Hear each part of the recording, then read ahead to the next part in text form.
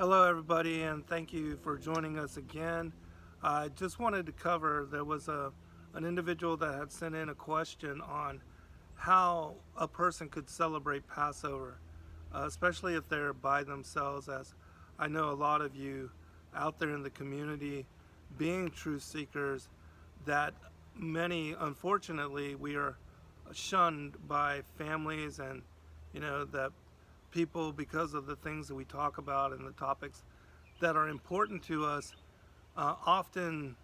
do not want to communicate or even congregate with us, which is,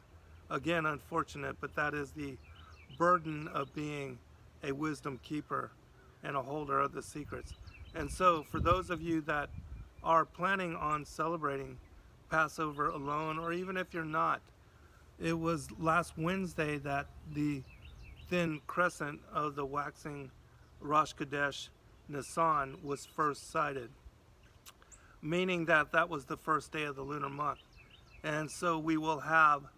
Passover occur 14 days thereafter, and it will be on a Tuesday in 2 weeks. And that was from this past Wednesday.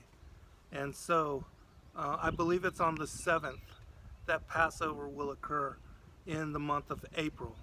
And so what you can do and what we do here is, when I pray over the food and over the meal, I recall and acknowledge the story of both the Exodus and how it was that the Israelites were released from the bondage of their enslavement in Egypt, and how it was that the sacrifice of the Passover Lamb and the blood that was marked, the letter Tah, on the doorpost and on the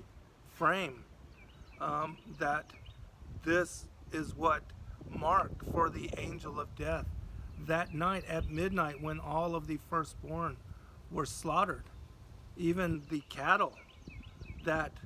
the Israelites were preserved and their children spared from the horror of this, what was mass genocide, mass slaughter. And this was the judgment that convinced Pharaoh to finally let the Israelites go. And he went forth and found Moshe and Aaron and blessed them and encouraged them to please leave. And not only that, but they paid them almost in bribe, gave them silver and gold and money to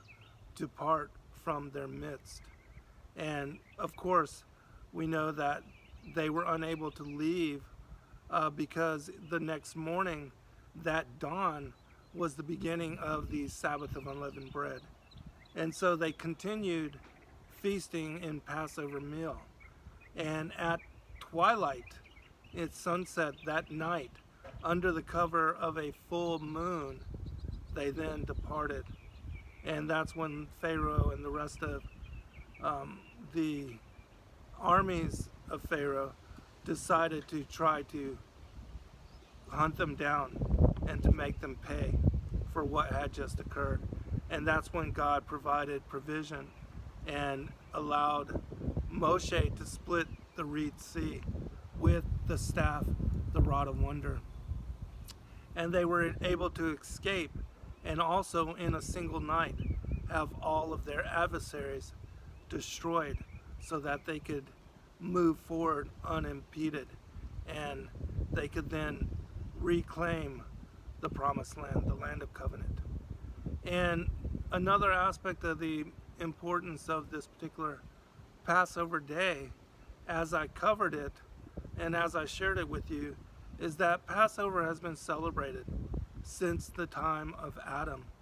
and that the day that Abel was killed by his half-brother Cain, this was also on Passover, and Abel was the first Passover lamb being killed in what would be the enmity, the war between the bloodlines. And this was also the day that Isaac was born, and then 400 years later, the Israelites would be freed, as was promised to Abraham. And also that when Yahuwah called Abraham to sacrifice Isaac, and please do listen to the show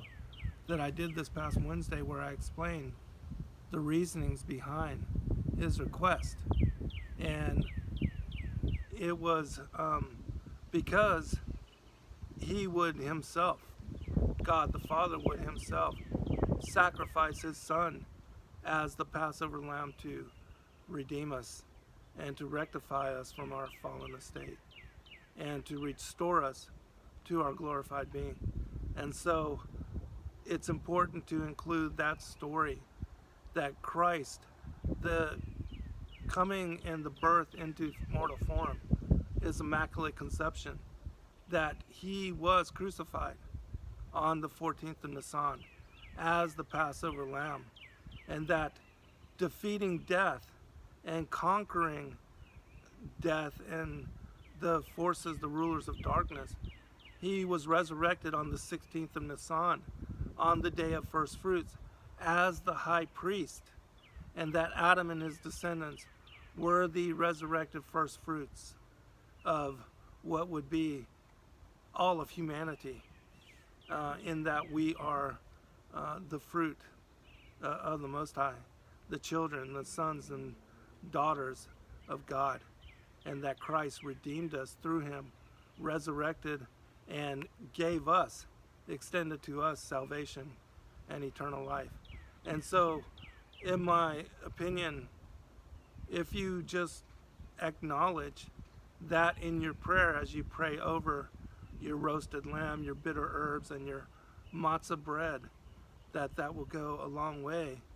in my opinion, in acknowledging the importance of this day and the sacrifice that both the Father, the Son, and previous patriarchs made on our behalf in order to provide us the liberation, the freedom that we enjoy in this day and age. And so just remember, April 7th will be the eve of the full moon, and it's always on the eve of the full moon that Passover is celebrated. Thank you, and God bless you in your Passover celebration.